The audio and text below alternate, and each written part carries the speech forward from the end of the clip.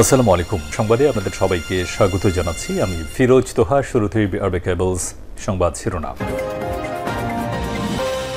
বাংলাদেশের সর্বশেষ গুরুত্বপূর্ণ আপডেট সংবাদে আপনাকে স্বাগত। শুরুতেই সংবাদ শিরোনাম, পরে বিস্তারিত।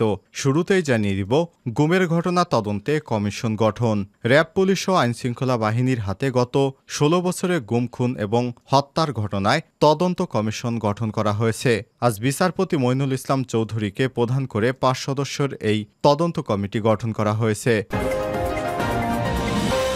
এরপর জানিয়ে দিব, প্রতি সেকেন্ডে রাবার বুলেট ছুড়লেও শেষ হতে সময় লাগবে ৫ বছর, বলেছিলেন এ আরাফাত। তখন দেশ ছিল উত্তাল, মারা যাচ্ছিল শত শত শিক্ষার্থী। আন্দোলনরত শিক্ষার্থীদের সঙ্গে মিলেমিশে একাকার ছিল জনতা। ক্ষমতায় টিকে থাকতে তখনও মরিয়া শেখ হাসিনা সহ হাসিনার আমলা এবং মন্ত্রীরা। পেটোয়া পুলিশ বাহিনীকে গুলির নির্দেশ দেওয়া হয়েছিল। তার প্রমাণ যাত্রাবাড়ি, চানখালপুর এবং উত্তরা মিরপুর ১০, রংপুর, চট্টগ্রাম সহ দেশের বিভিন্ন অঞ্চল। সেখানে তৎকালীন তথ্যমন্ত্রী এ আরাফাত বলেছিলেন, পুলিশ সদস্যরা, আপনারা গুলি করুন। আপনারা যদি একটানা গুলি করেন ৫ বছর সময় লাগবে। আমাদের কাছে যে অস্ত্র এবং গোলাবারুদ জমা আছে সেটি শেষ হতে। সুতরাং এদিক ওদিক, ডানে বায়ে, পেছনে না তাকিয়ে সমানে শিক্ষার্থীদেরকে গুলি করুন। সেই আরাফাত, এই খুনের মাস্টার মাইন্ডই অবশেষে আজ পুলিশের হাতে ধরা পড়ল। এরপর জানিয়ে দিব, ৭ দিনের রিমান্ডে ইনু। রাজধানী নিউ মার্কেটে ব্যবসায়ী আব্দুল ওয়াদুদ হত্যা মামলায় জাতীয় সমাজতান্ত্রিক দল জাসদের সভাপতি এবং সাবেক তথ্যমন্ত্রী হাসানুল হক ইনুর ৭ দিনের রিমান্ড মঞ্জুর করেছে আদালত। এবারে জানাবো, অফিসে বসেই মদ পান করতেন কবির বিন আনোয়ার। অফিসে বসেই মদ পান করতেন সাবেক মন্ত্রিপরিষদ সচিব এবং পানি সম্পদ মন্ত্রণালয়ের সচিব কবির বিন আনোয়ার। রাজধানীর ফার্মগেটের সরকারি বাসার সাথে তিনি নিয়মিত মদ পান এবং অবসর সময় কাটাতেন বলে জানা গেছে। এ নিয়ে সরকারি কর্মকর্তাদের মধ্যে চরম ক্ষোভ এবং অসন্তোষ ছিল। এদিকে অন্তর্বর্তী সরকারের ফের দপ্তর পুনর্বণ্টন। অন্তর্বর্তী সরকারের সদস্যদের মধ্যে বিভিন্ন মন্ত্রণালয় এবং বিভাগীয় দায়িত্ব পুনর্বণ্টন করেছে। মঙ্গলবার মন্ত্রিপরিষদ বিভাগের এক প্রজ্ঞাপনে এই সব তথ্য জানানো হয়।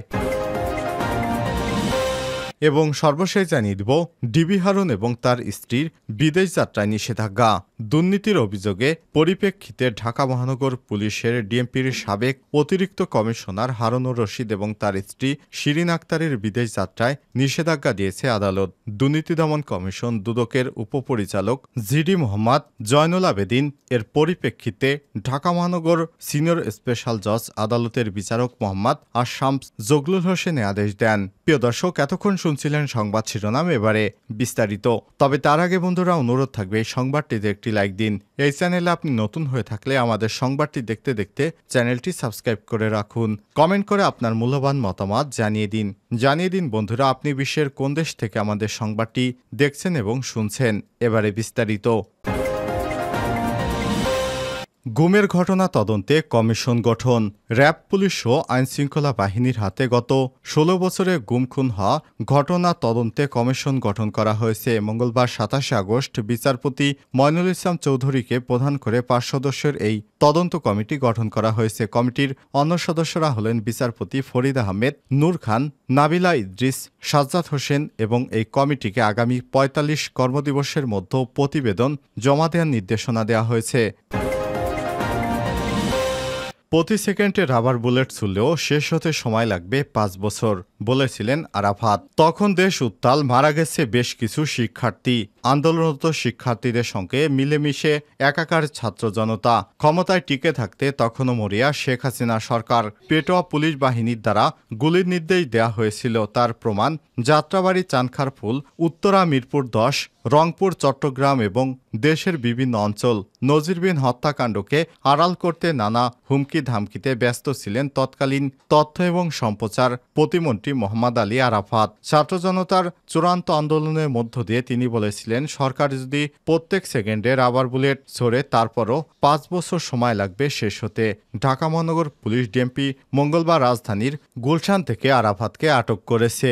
ছাত্র জনতার আন্দোলনের সময় আরাফাত বেশ কিছু মন্তব্য মন্তব্য করে সমালোচিত হয়েছিলেন। তিনি কি ছিল তার সেসব বক্তব্য চলুন দেখে নেওয়া যাক। আইনশৃঙ্খলা রক্ষাকারী বাহিনী যখন ছাত্র জনতার উপর গুলি চালাচ্ছিলেন তখন চারদিক ছড়িয়ে পড়ে রাবার বুলেটের যোগান শেষ হয়ে গেছে। প্রায় প্রতিষ্ঠিত এই কথাকে নাকচ করে দিয়ে ২১শে জুলাই সাংবাদিকদের এক প্রশ্নের জবাবে মোহাম্মদ আলী আরাফাত বলেছিলেন, সরকার যদি প্রত্যেককে সেকেন্ডে রাবার বুলেট ছুড়তে বলে তারপরও যদি পুলিশ সদস্যরা ৫ বছর রাবার বুলেট ছুড়ে তারপরও শেষ হবে না। এত স্টোরেজ আছে বলে দিচ্ছি আপনাদের। ১৬ জুলাই রংপুরে বেগম রোকেয়া বিশ্ববিদ্যালয়ের শিক্ষার্থী আন্দোলনরত পুলিশের গুলির সামনে ২ হাত প্রসারিত করে নিজের বুক পেতে দেন। আবু সাইদ তার মৃত্যুর খবর ছড়িয়ে পড়লে ছাত্রদের আইকনে পরিণত হন তিনি। এরপর থেকে প্রতিটি স্থানে ছাত্রদের সঙ্গে জনতা যোগ দিয়ে গড়ে তোলেন প্রতিরোধ। নড়ে ওঠে স্বৈরাচারের মসনদ। ২২শে জুলাই তখন আন্দোলন তুঙ্গে। এমন সংঘাতময় পরিস্থিতিতে ব্যবসায়ী নেতাদের সঙ্গে দুপুরে বৈঠক করেন শেখ হাসিনা। ওই বৈঠকে নিহত আবু সাইদ প্রসঙ্গে পরোক্ষভাবে তুলে ধরে আরাফাত বলেন, প্রমাণও পাওয়া গেছে আন্দোলনকারীদের অনেকেই দে ওয়ার ড্রাগ, তাদের ড্রাগ করা হয়েছে যেন তারা বুক পেতে পুলিশের সামনে চলে আসতে পারে। পরে এই আরাফাতি বলেছিলেন, আমরাও শিক্ষার্থীদের দাবির পক্ষে। তারা যে দাবি করেছে সরকারও একই দাবিতে আগেই হাইকোর্টের আদেশের বিরুদ্ধে চেম্বার আদালতে গেছে। অথচ তখনও বৈষম্যবিরোধী ছাত্র আন্দোলনের শুরুতে শিক্ষার্থীরা ধীর পায়ে শান্তি বজায় রেখে এগোচ্ছিলেন। তখন তাদের দাবিকে পাত্তা না দিয়ে ১৩ জুলাই মোহাম্মদ আলী আরাফাত বলেছিলেন, ছাত্রদের যে দাবি হাইকোর্টের রায় বাতিল করে আগের চেয়ে রায় বহাল রাখতে হবে। আদালতের রায় তা পূরণ হয়ে গেছে, এখন আলোচনার কোনো সুযোগ নেই। এই আরাফাতি উস্কানি দিয়ে আন্দোলনকে তীব্র থেকে তীব্র পর্যায়ে নিয়ে গেছিল। এত হত্যাকাণ্ডের পিছনে আরাফাতের রয়েছে বিরাট ভূমিকা। ৭ দিনের রিমান্ডে ইনু। রাজধানী নিউ মার্কেটে ব্যবসায়ী আব্দুল ওয়াদুদ হত্যা মামলায় জাতীয় সমাজতান্ত্রিক দল জাসদ সভাপতি এবং সাবেক তথ্যমন্ত্রী হাসানুল হক ইনুর ৭ দিনের রিমান্ড মঞ্জুর করেছে আদালত। মঙ্গলবার ২৭শে আগস্ট ঢাকার মেট্রোপলিটন ম্যাজিস্ট্রেট আলী হায়দারের আদালত শুনানি শেষে এই আদেশ দেন।